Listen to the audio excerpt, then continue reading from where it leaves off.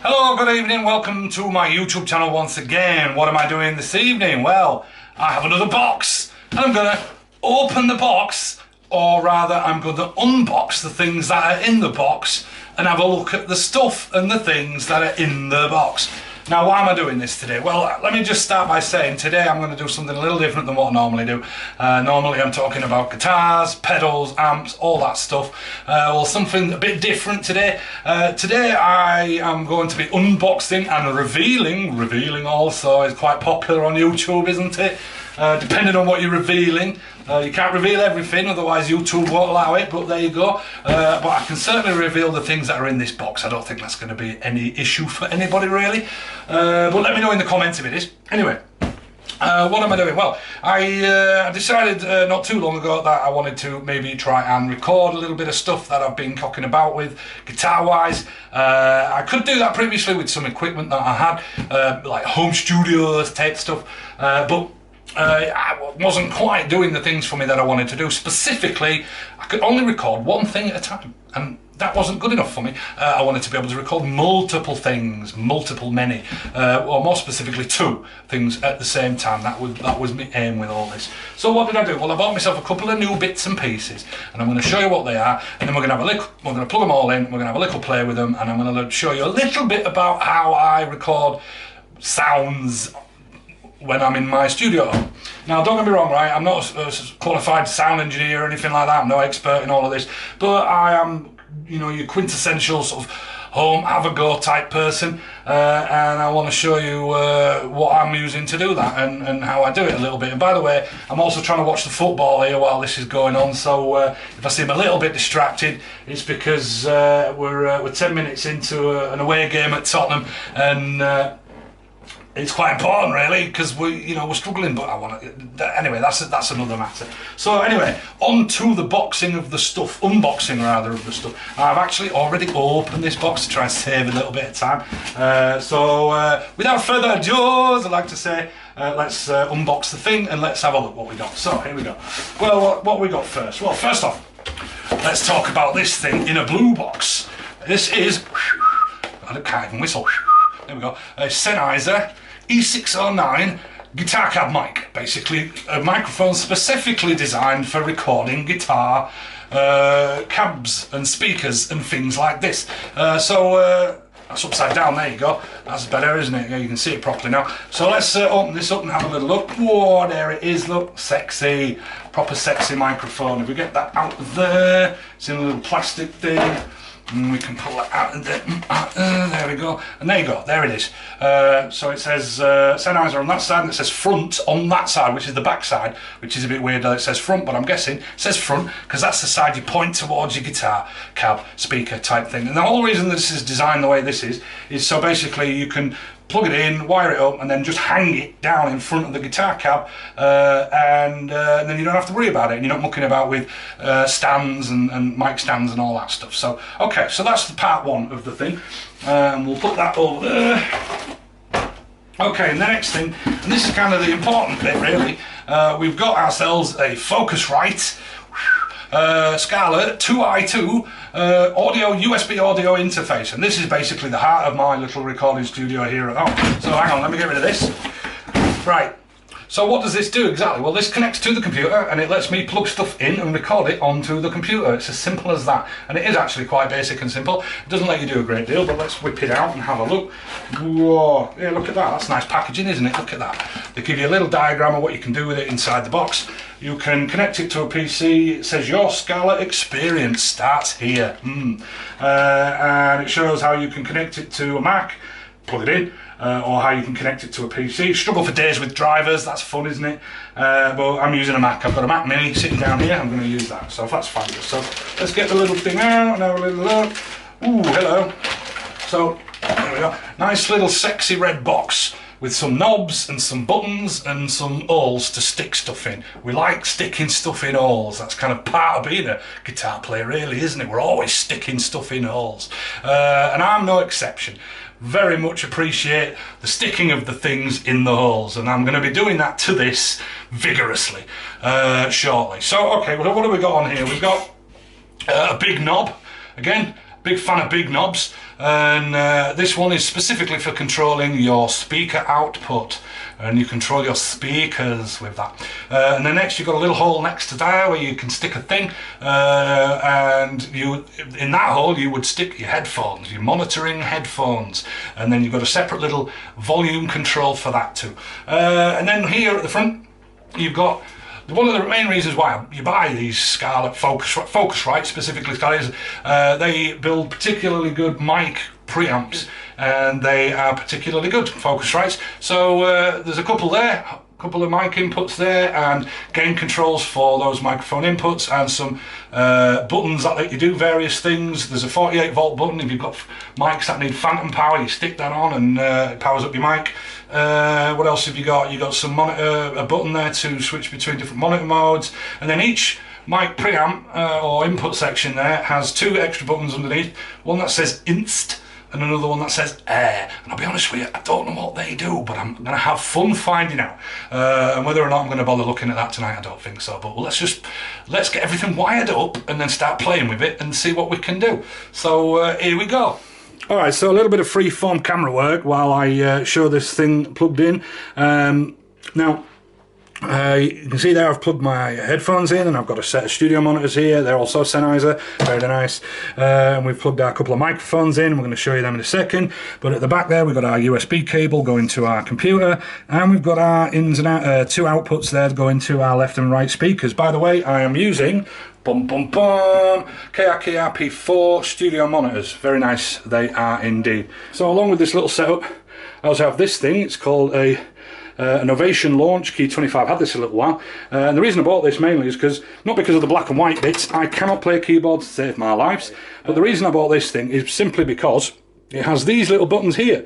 And what do these little buttons do? Well, these tie in directly with the software that I use to record, and these are what you call transport controls. These allow me to actually control the playback and the recording and so on, without actually having to muck about with a mouse and click on screens and all that stuff. Right, so we've got our guitar all plugged in, we've got our amps all fired up, and believe me, I've not taken any time whatsoever to try and dial in any real kind of sound here or tone or anything like that. It's just fired up, and really I just want to check everything works and see if I'm getting levels and all that stuff, and then go and record in some audio. So first thing I want to do is just... Okay, we've got some sound coming from the amplifiers, and of course they both have a little bit of a unique sound. The Marshall is, it's graunchy, and it's got quite a bit of bite on it. And the Fender's sounding just that little bit more dialed back and a little bit sort of more sitting in the middle, a bit of mid-range on it.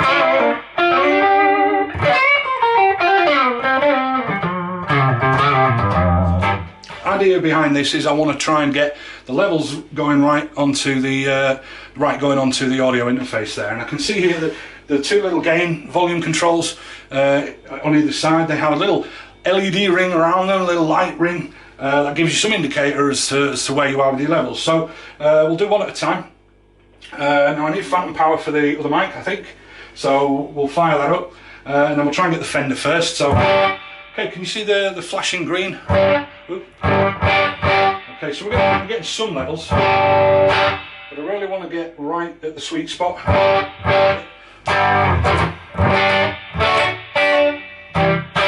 Alright, so I don't know if you can see that. Flashing green there, and we're looking pretty well. Okay, so the next thing we're going to do is we're going to go on the computer, which is down here, and we're going to fire up our audio software. So I am using a program called Ableton. So what am I going to do? I'm going to do a screen record here, so bear with me. Yeah, do that one. Okay. So just switching over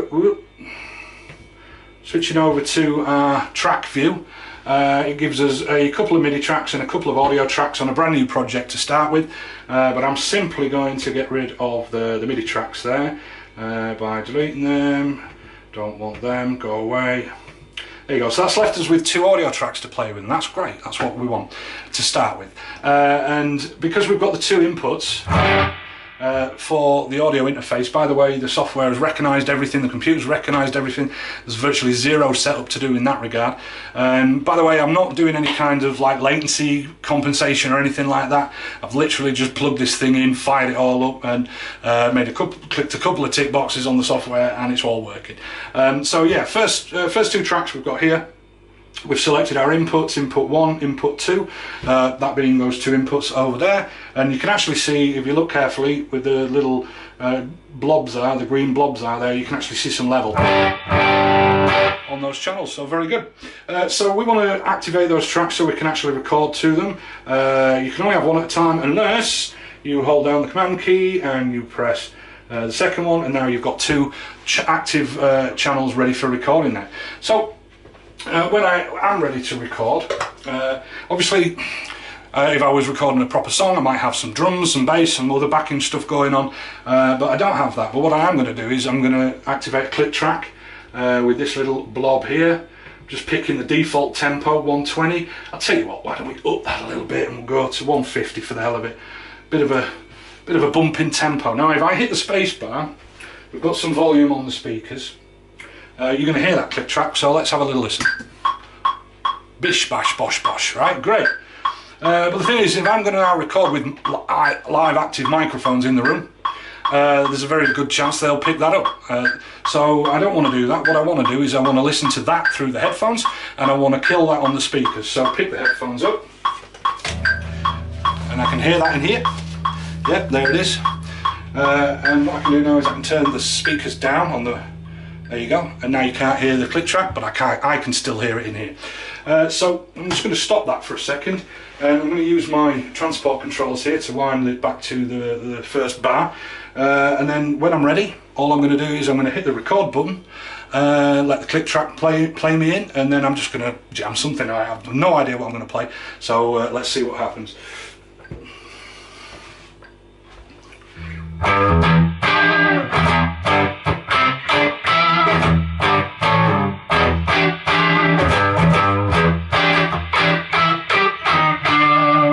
That was shit.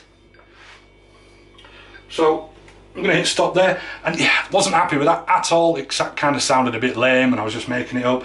So I'm just going to roll that back. I'm going to hit Command Z and delete that, and I'm going to start again. So here we go, take 2.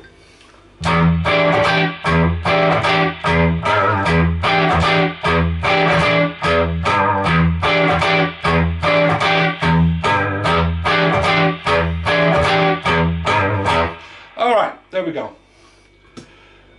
What do we go for that time? 8 bars of something. So there you go, quick 8 bars of something just to muck around with. So what are we going to do with that? Well, we're just going to do some really fast editing on this. We're just going to delete that open couple of bars, and we're going to delete the last couple of bars. So we're just left with a little 8-bar bit. I'm going to drag them, select the whole thing and drag them all back to the beginning. And I'll tell you what I'm going to do. I'm going to select, what have I just done? Nothing, go back. I'm going to select those first 2 bits, and I want to loop them. So I'm going to add, just copy and paste basically. So copy, and then slide this cursor to, slide the cursor to where I want it, and then I'm going to paste them in place. So now we've got a 16-bar loop as opposed to an 8-bar loop. So dead easy, nice and easy. Okay, so I want to record some extra guitar bits now over the top. So what do I do there? Well, I quite simply go to create and insert audio track, and we're going to do that again because we want 2 again, and again this time we want them on channel 1 and the second one on channel 2. I could, if I wanted to, record a stereo track, but I'm not going to do that. I'm just going to record 2 separate ones again, and again I'm going to activate those ones for recording because now I want to actually record those tracks and leave the other ones that I'd already recorded in place. And so what are we going to do? I'm just going to frim over the top. That's the word, frim. It is a technical industry term. So yeah, let's give that a bit of juice. I think we'll put a tube screamer into the equation.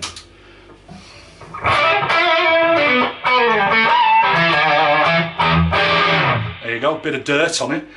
So when I hit record now, I'm just going to let it play in, and then I'm going to record something, and then let's see what's what.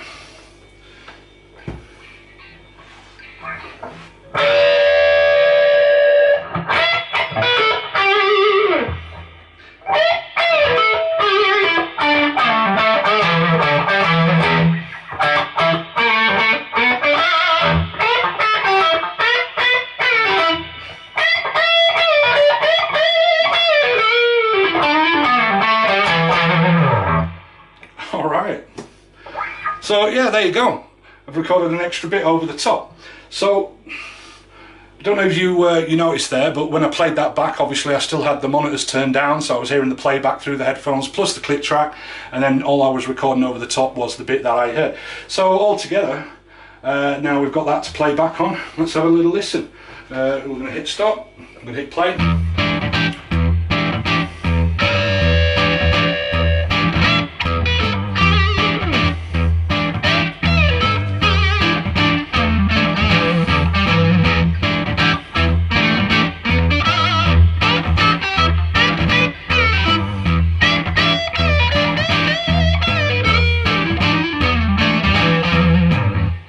So yeah, there you go. Really easy to get something going with this sort of setup. You know, nice little cheap, clean, tidy audio interface. That's it really, that's all I wanted to do tonight.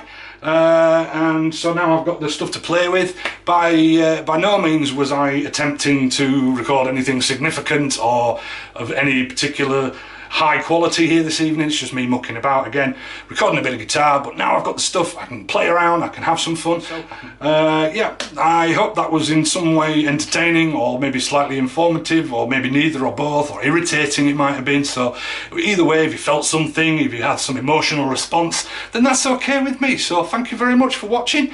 As I like to say, you know, everybody look after yourselves, look after each other, everybody love everybody, you know, wear a mask when you go to the shops, hands, face, space, and all that stuff, and have fun. And if you want to send me some comments, by all means, ping me a comment, and let me know what you're up to. And yeah, thanks again for watching, and I'll see you next time. All right, thank you very much. Bye.